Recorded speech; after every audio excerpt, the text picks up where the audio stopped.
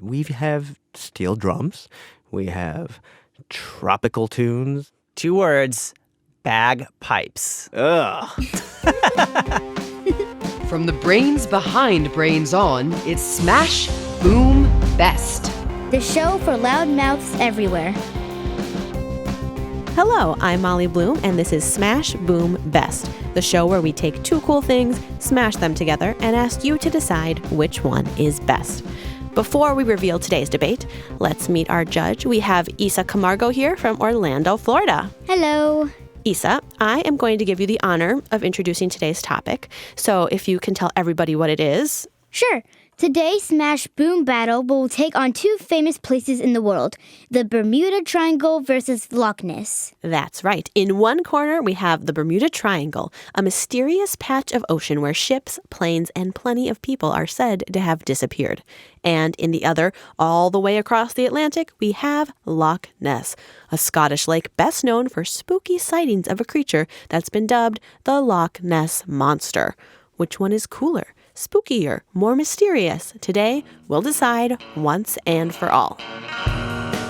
I'd say Loch Ness because there's just, I don't know, it's darker.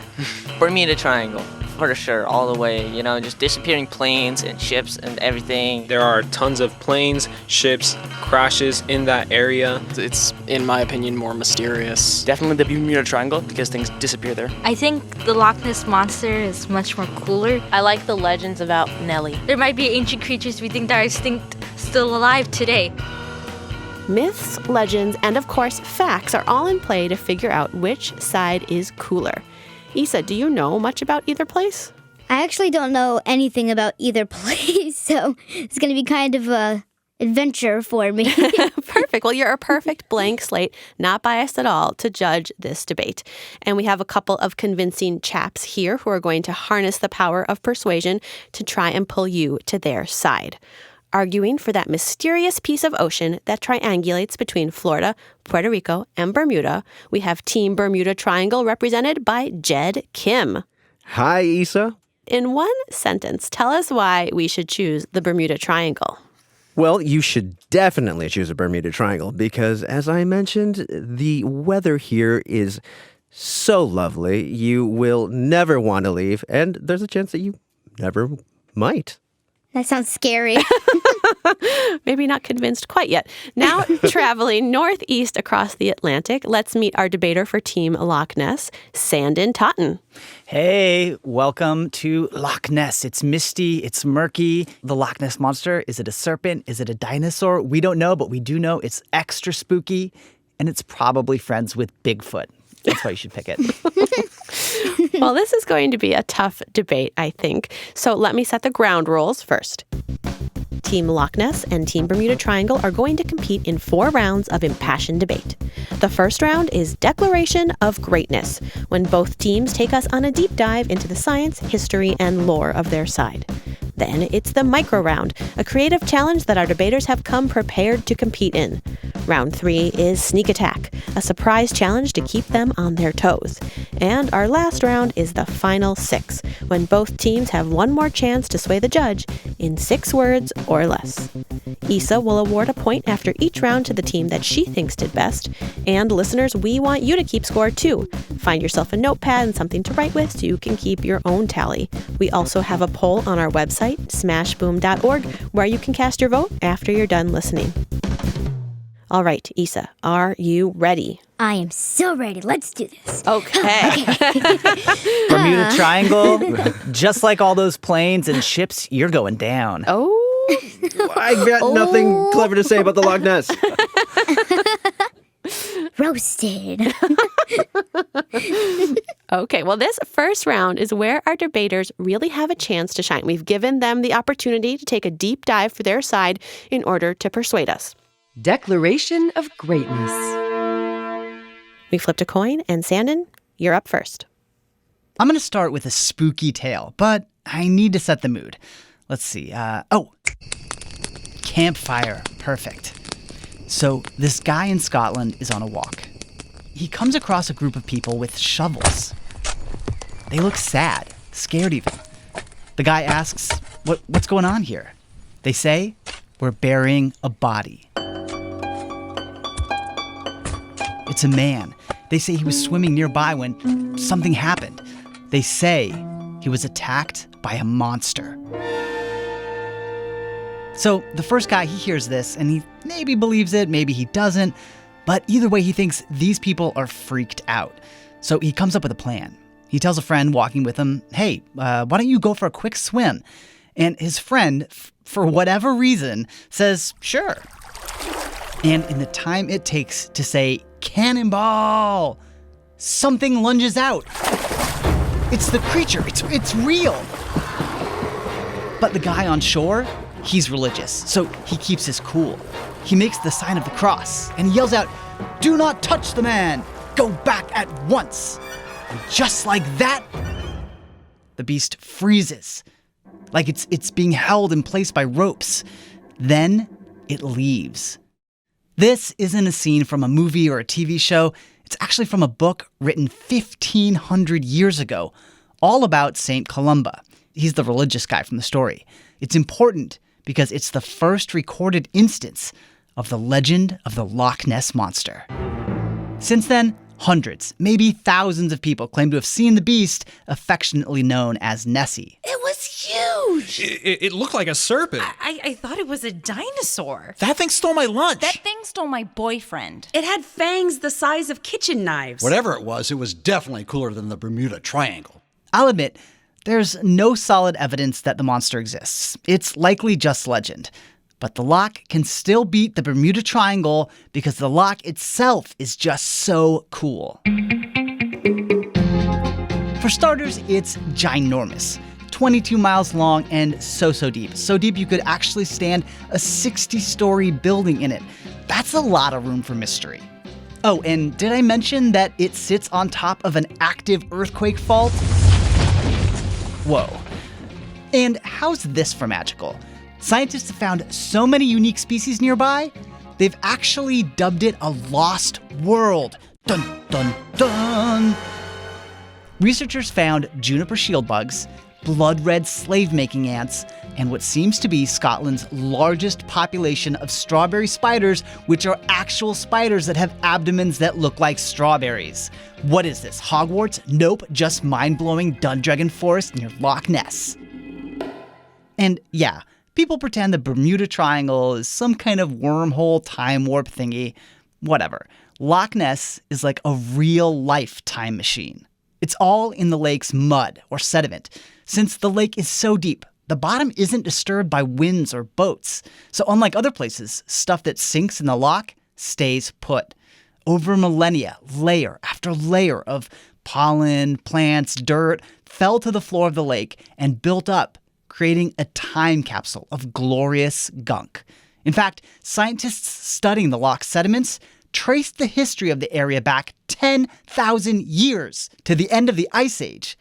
They even found radioactive elements from the 1986 Chernobyl nuclear disaster. And I mean, if there were a monster, that radiation would only make it more powerful. After all, that's how Godzilla got its start. Sandon, there are some pretty convincing points there. Now, Issa, what stood out for you in Sandon's argument? I'm so scared. It spooked her. While he was saying that, the room next to our room, the lights turned off, and I was like, oh my goodness. I got so scared.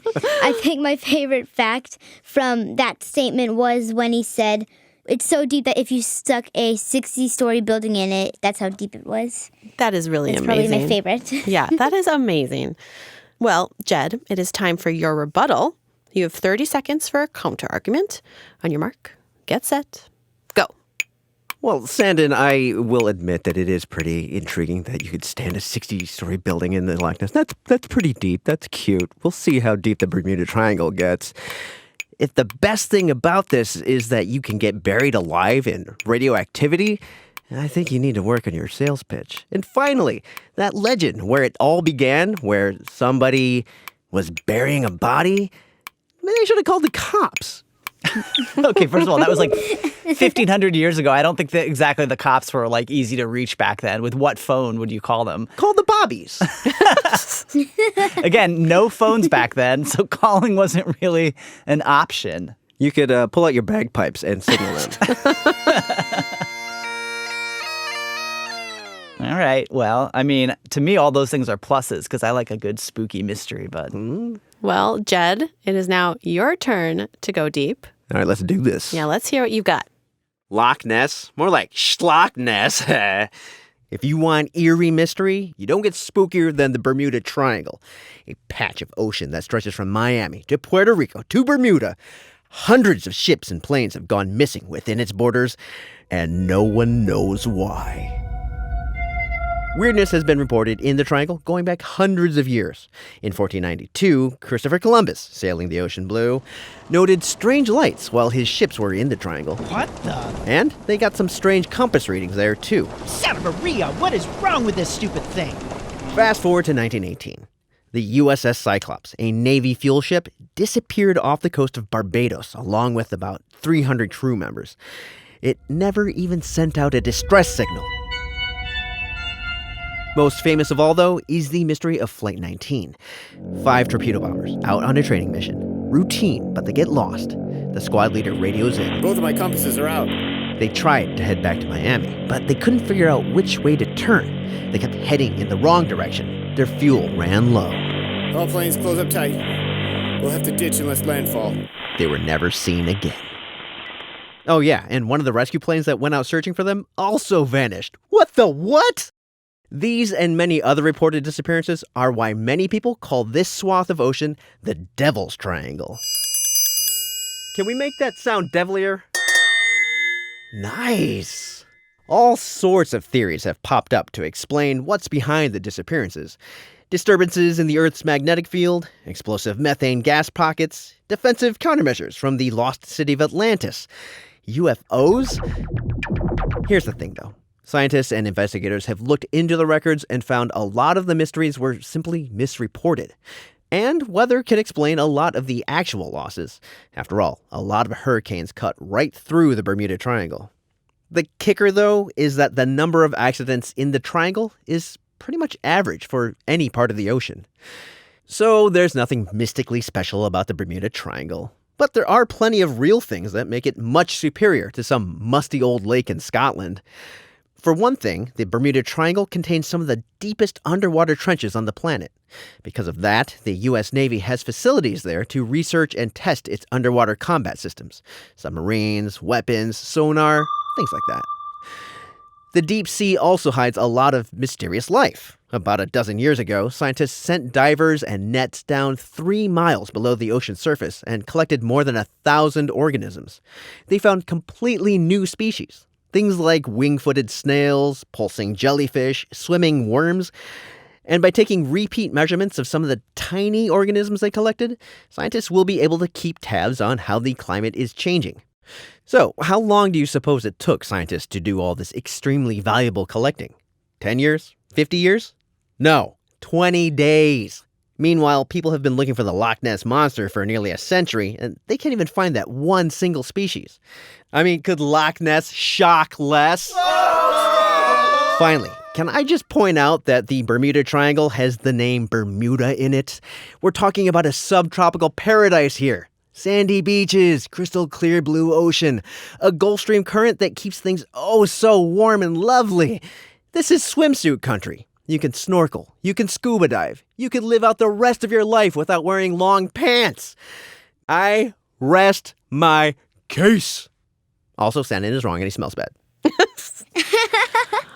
Oh man, there are a lot of good points in there. Isa, what stood out for you? I actually have a quick question. Did Christopher Columbus discover the Bermuda Triangle, or did he just find it after it was already discovered? He sailed through the region that we now know today as the Bermuda Triangle, but the Bermuda Triangle didn't really catch on as an idea until about the mid-1900s. Excellent question, Isa. So is there a fact that Jed gave that you thought was the most interesting? Actually, I don't think I have one because that was all pretty interesting. Yes!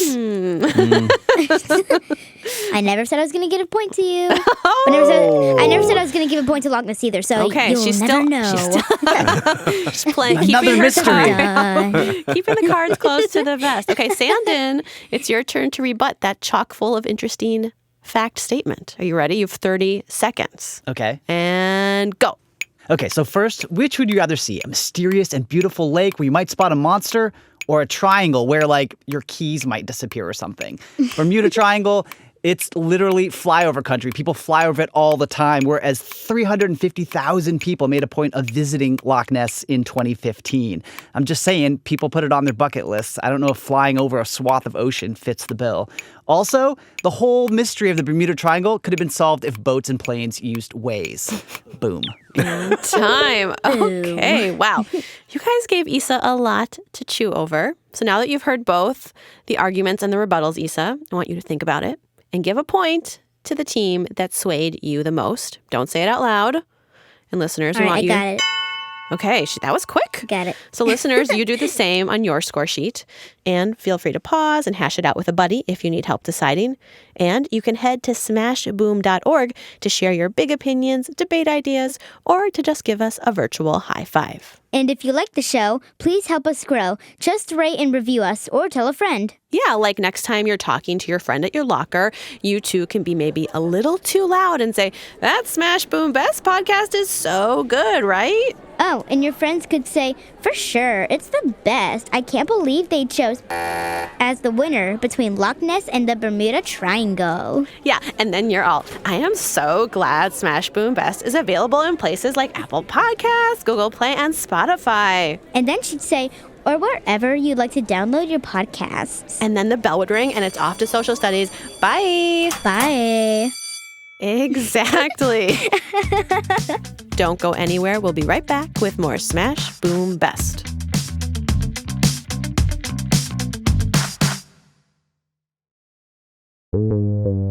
Best. Smash. Smash Boom. Best. This is Smash Boom Best, the show about showdowns. Like, have you ever thought about who would win this battle? My idea is donuts versus cupcakes. That matchup was sent to us by Elliot from Springfield, Virginia. We'll give him a call at the end of the show to see who he thinks would win. Now, we've already heard one smashing round, but no side can claim mic drop status just yet. It's time for Team Bermuda Triangle and Loch Ness to get creative in the micro round. Micro round. We let both sides know about this micro round in advance so they had time to prepare their best commercials. Jed and Sandon, are you both ready to sell out and go commercial? I am so ready. I've been waiting for someone to ask me. I'm really excited to hear this. All right, Sandon, you are up first. Roll it. The sun, sandy beaches, warm ocean waters. Och, boring. This year, ditch that Bermuda snooze fest and come to where the real excitement is. Beautiful Loch Ness. Located in the Highlands of Scotland, we have it all. You want islands? Come see Cherry Island, the Loch's only crannog, which is the cool way of saying an island made by humans. It once had a castle on it. Speaking of castles, Loch Ness is home to Urquhart Castle, one of the majestic structures that inspired the animators of Pixar's movie Brave. What did the Bermuda Triangle inspire? A movie about yawns, probably. Who cares? Like swimming? Maybe you can beat Brenda Sherritt's record. She was the first to swim the entire length of the loch. It only took a relaxing 31 hours and 27 minutes. So get going. And what trip would be complete without a cruise on one of our many ships? Maybe you'll spot our biggest celebrity, Nessie. Oh, there she is. Please, no pictures. Aw, I really want a selfie. So, if you want to make your vacation disappear, go to Bermuda. But if you want your boredom to disappear, come to lovely Loch Ness. Okay, Issa, are you ready to book your travel to Scotland? Operators are standing by. I just have one thing to say. When it said that the person, it took them a relaxing 31 hours to swim, I don't get why you said relaxing, because how is that relaxing? Just imagine swimming for 31 hours. Well, maybe if you love swimming, nothing you'd rather be doing for 31 hours. Yeah. Isa, this sounds like this vacation is going to be a lot of work. I love swimming, but I don't think I'd swim for 31 hours. It was just a suggestion. Just a suggestion. Because at the beginning, I would be, okay, I got this. This is going to be the best thing that ever happened to me. And at the end, I'm going to be like, water. I need water, food, water, anything to help me survive. At the end, you could hang out in a castle. Maybe. I don't know. Well, let's see if Jed can convince you. You're up next, Jed. Lights, camera, action. Your history paper's due, but you haven't started. Your mom's furious at you for no reason, and your crush just saw you pick out your wedgie. Sometimes you just really need to disappear. Well, there is no better place to get lost than in the beautiful, sunny Bermuda Triangle. Let your troubles crash land into our crystal clear waters. You'll never see them again. Or maybe you just need people to think you vanished. They'll blame crazy conspiracy theories for your absence while you laugh from your lounge chair on our white sand beaches.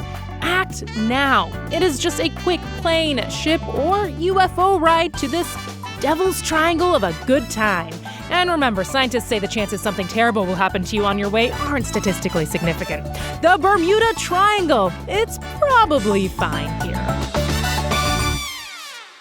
Oh, man. Isa, does that have you calling your travel agent? I was laughing so hard during that commercial because when it said, want to get lost? Go to Bermuda Triangle, the best place to get lost. Oh, man. Well, Isa, it's time to mark down a point to either Team Bermuda Triangle or Team Loch Ness. And listeners, you mark a point too. Did you decide, Isa? Yes. Moving on to round 3, it's time for a sneak attack. Sneak attack. Our debaters have no idea what they're in for because this round is always a surprise. Are you ready, guys? Yes. I was born ready. All right. Today's challenge is spelling bee. Oh, not my strong suit. Oh, man. How do you spell victory? By stumping your opponent with some tricky words. We want you to come up with 3 words related to your side that you'd like your opponent to try to spell. We'll see how much opposition research you did leading up to this debate. And while we're waiting, we have some lovely hold music for you. Ooh, Loch Ness, Bermuda Triangle. Ooh, Loch Ness, Bermuda Triangle. Ooh, Loch Ness, Bermuda Triangle. Hey, is that Nessie? Ooh, Loch Ness, Bermuda Triangle. Ooh, Loch Ness, Bermuda Triangle. You might get lucky or you might disappear. Sandin started the first round, so Jed, why don't you give Sandin a word first? It's a name. I want you to spell Barbados. Barbados. B-A-R-B-A-D-O-S.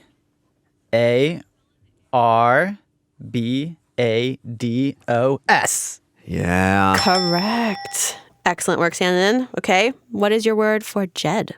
So I mentioned there are traces of radioactive elements at the bottom of Loch Ness from Chernobyl. So that's your word, Chernobyl. Chernobyl. Chernobyl.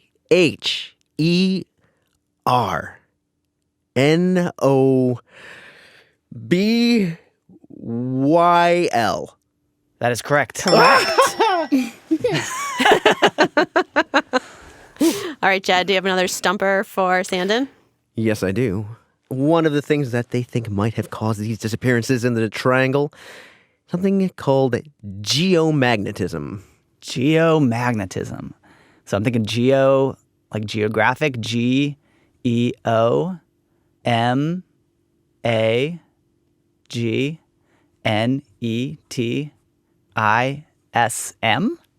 Yeah.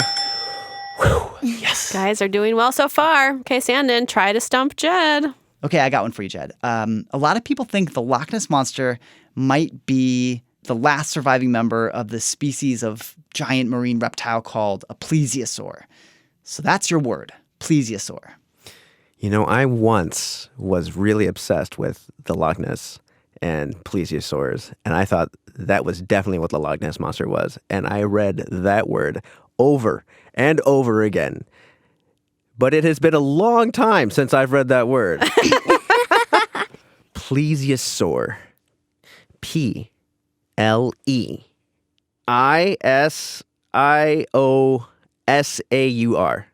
Plesiosaur.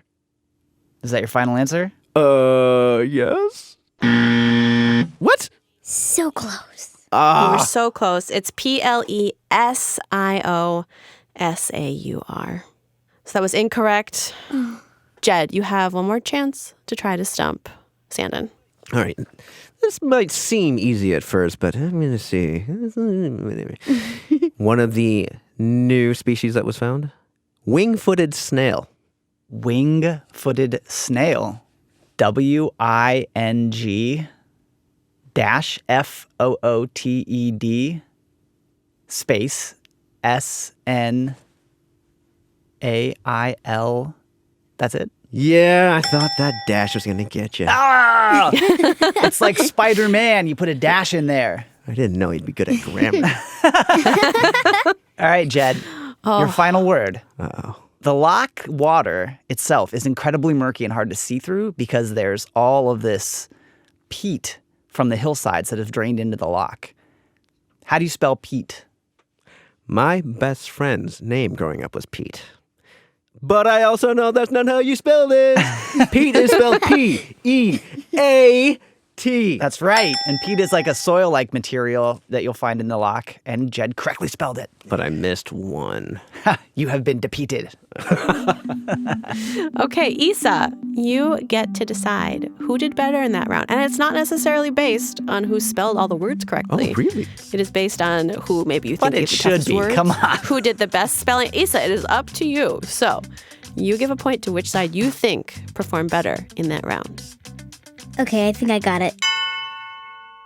Now, we are nearing the end of this transatlantic word wrangle, and tensions are high. Sandon and Jed, this is your final round, your last chance to persuade Isa and everybody listening that your team is the best. It's time for the final 6. You have just 6 more words to win Isa's vote. Jed, let's start with you. Enjoy Loch Ness, that mud hole. Short and sweet. Okay, Sandon, take it away. Monsters and mystery, Loch Ness wins. Okay, Isa, so you heard your 6-word closing statements from each contestant. I want you to award a point and add it to the rest of the tally. Okay. All right. Tell us, who are you choosing as today's winner? Team Loch Ness or Team Bermuda Triangle? It's a tie. What? Sudden death. This race is too close to call, so we're going into an extra sudden death round. Isa, I'm going to have both teams answer a question, and I want you to decide who has the best answer, okay? Okay. The question is, why would your side be the best place to host a party? Sandon, you're up first. Have a party at Loch Ness in the castle where you're overlooking the lake, and you're going to have all your friends, and you can like dress Game of Thrones theme if you want. Not only will you have like great food, sausage, maybe some haggis, there'll be a bagpipe player.